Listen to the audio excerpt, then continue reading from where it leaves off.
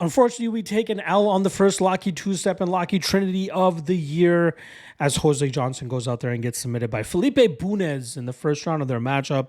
I really didn't expect that fight to hit the ground considering the takedown defense improvements that we've been seeing from Johnson, but I even expected should this fight hit the mat, I thought his BJJ defense would be good enough against a guy like Bunez. He showcased some solid submission defense early, but unfortunately got caught in an armbar and we were forced up to rip up both of our Locky two-step and Locky Trinity ticket, which wouldn't have ended up hitting anyway, with Hebos coming up short against Dern in the main event.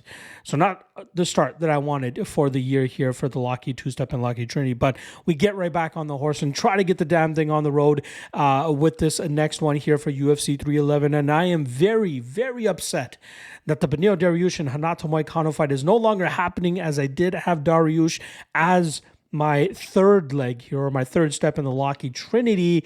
Will have to pivot, obviously, with him no longer being on the card and Moicano being elevated to fight Islam Makhachev after Arman Tsarukyan was forced out of their matchup here. So, yeah. New Locky two-step, Locky Trinity. I'm still going to, for tracking purposes, I'll go with the number that I got from my Locky two-step earlier this week when I dropped it to the Patreon, folks.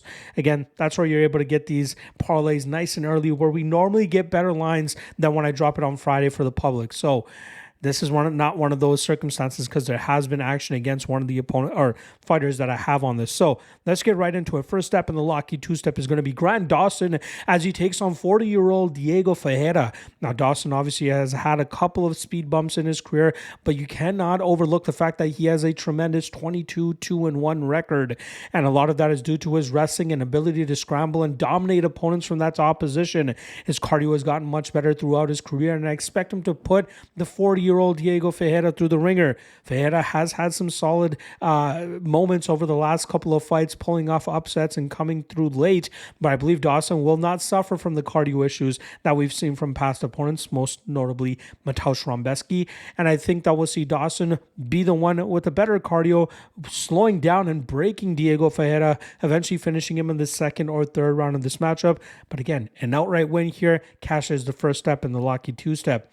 The second step in the Locky two-step is going to be in the co-main event with Umar Nurmagomedov as he goes up against Merab Dvalishvili.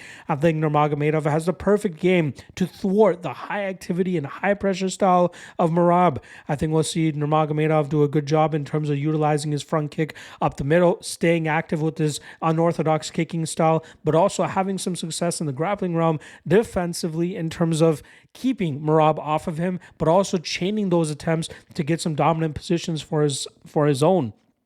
I believe that Nurmagomedov is the best bantamweight in the world. Patchy Mix might have something to say about that, but in terms of the UFC, this 18-0 high-level contender will likely transform into a champion before our eyes this weekend, hopefully cashing our Locky two-step, which I was able to lock in at -112 earlier this week. A little bit of action on Diego Ferreira has brought that number down now, and you guys can have it at -106 to complete the Locky Trinity, which I originally had as Beneil Dariush at +334 when he was originally scheduled to fight Renato Moicano. I've had to pivot, and I'm like, you know what? Let's go with something safe. Let's just try to cash our first Locky two-step and Locky Trinity of the year.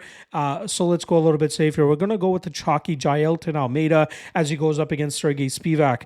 Now, seeing the weigh-ins this morning, Almeida actually weighed 3 pounds heavier than Spivak, who normally comes in a little bit heavier, so I'm curious as to why he decided to come in lighter, which will probably work against him anyway here with the strength and out-muscling that we'll normally see from the Jailton Almeida side.